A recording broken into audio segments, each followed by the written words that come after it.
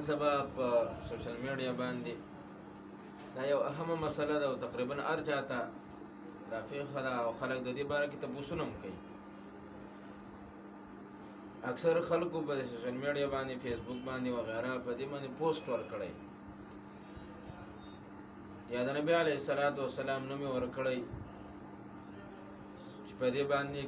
ستاسو د قسم وي چې په دې باندې به لایک کوئ کمنټس به پې کوئ که هم نه که نو داسې به کېږي ګناهګارۍ کوي به دا به کېږي دا به کېږي. او یا بعضې خلک داسې ګستاخانه اندازه چلی چې د الله رب العالمین نوم یو طرف ته ورکړی بل طرف ته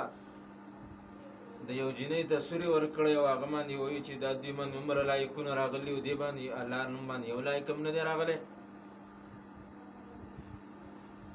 او تاسو د الله په نوم باندې لایک ورکوئ. دا د الله رب العالمین د نوم ګستاخي ده.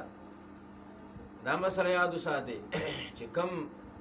دا قسمه پوسټونه څوک کوي او تاسو ته دا ویلي چې تاسو د قسم وي دې باندې به کمنټس کوئ پوسټ لایک به پې کوئ شیر کوئ به په دې باندې تاسو نه ګناهګاري کوئ. الله تعالی البته هغه کس چې څوک داسې کوي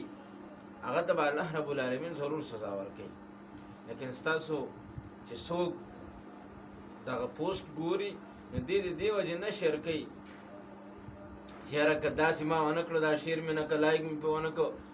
نو بیا به زه به ګناهګار شم یا به زه حانث شم.